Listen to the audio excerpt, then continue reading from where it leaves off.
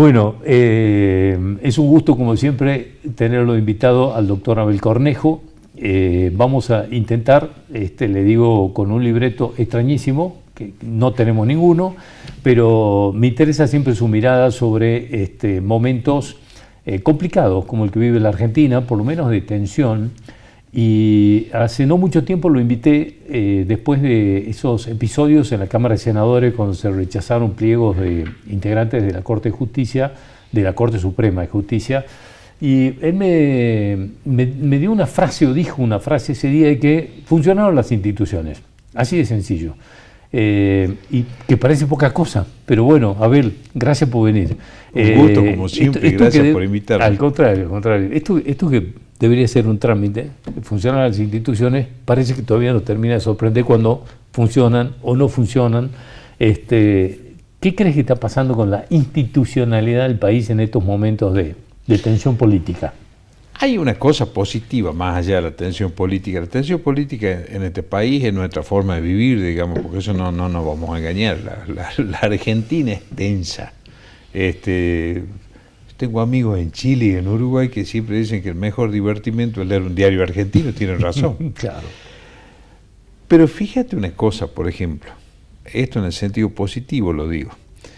El gobierno nacional había dicho que prácticamente tenía una avenida pavimentada o recién pavimentada, así que te puedes desplazar con total tranquilidad para las elecciones de octubre. Y a mí me hizo acordar lo que sucedió el domingo pasado en la provincia de Buenos Aires, a lo que pasó en todo el proceso electoral que se inicia en las PASO de 2023, en octubre y en el balotaje de noviembre, cuando nadie hubiese pensado, yo entre ellos, ¿no? Porque ahora todos dicen que sí, yo no, todos pensaban que no iba a ganar Milei, ¿no? Y el domingo pasado, que ahí a mí no me gusta criticar a la gente, ni a los emprendimientos particulares, nada de eso, pero las encuestadoras argentinas algo van a tener que hacer, ¿no?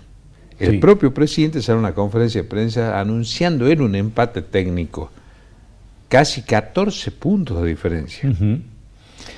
Con lo cual, de eso fue que 2 semanas antes había dicho que arrasaban. 2 semanas después ya era un empate técnico. Ya era un empate técnico y terminan en 14 puntos abajo sin una sola denuncia, durante que eso me pareció una cosa extraordinaria al punto de la madurez cívica, ni una sola denuncia en la provincia de Buenos Aires.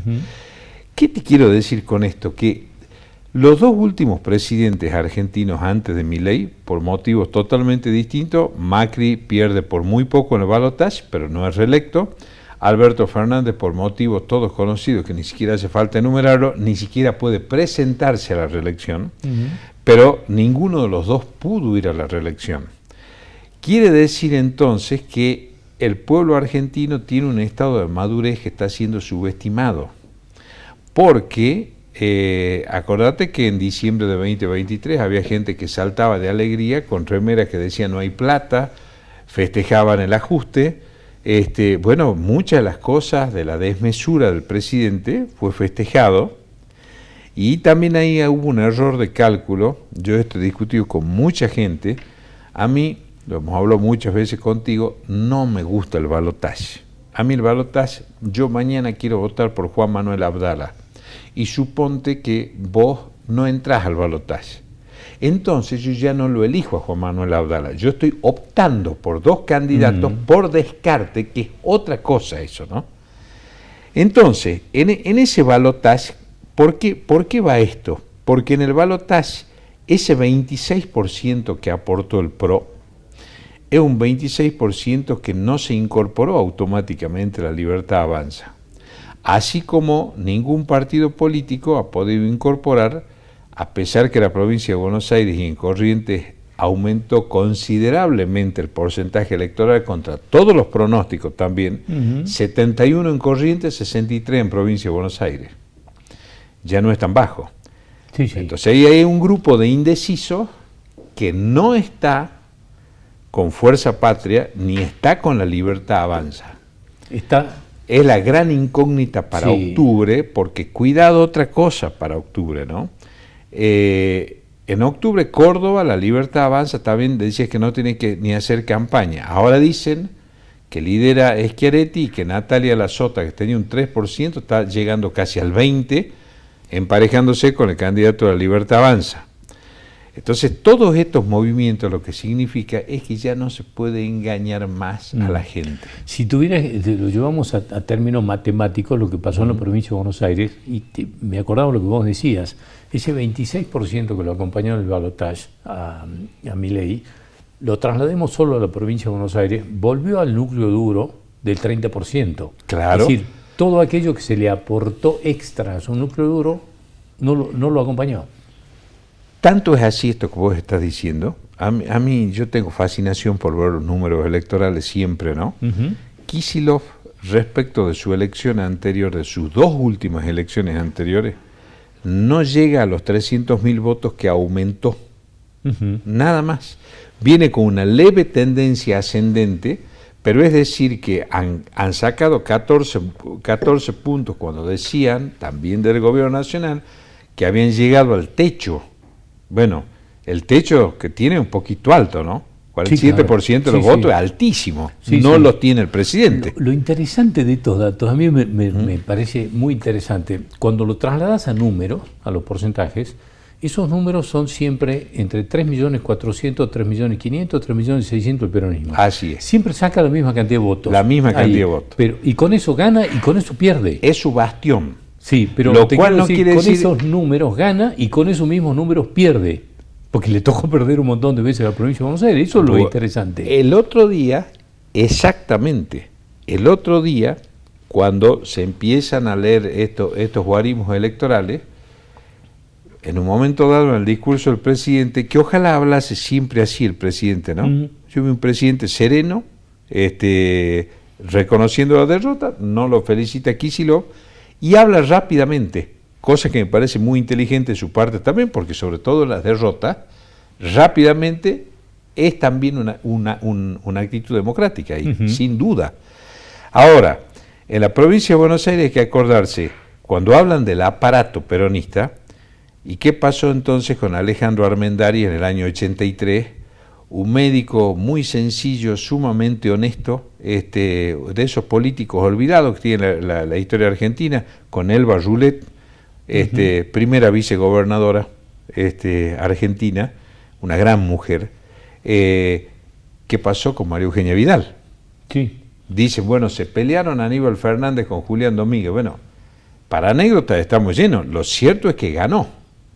De Narváez le ganó a Kirchner. De Narváez le ganó a Kirchner. Graciela Fernández Meijide, en su momento, le ganó a todos.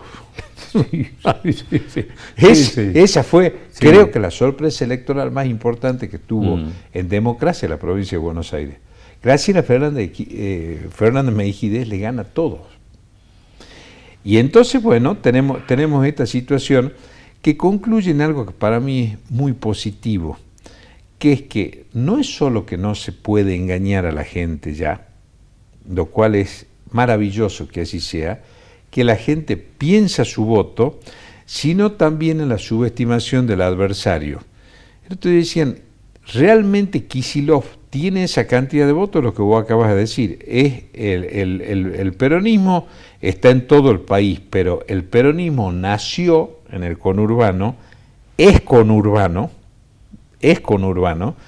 y es su bastión, y lo sabe conservar. Eso ya es otra historia. Después, bueno, hay una catarata de errores no forzados que creo que si tuviésemos 6 horas de programa no nos alcanzarían para enumerar. El último, que creacionó, pero que me pareció con gente que no tiene nada que ver con mi forma de pensar, el último que hubo, que a mí me pareció una aberración del punto de vista ético y del punto de vista de la misericordia humana también, es lo que se hizo con Luis Juez.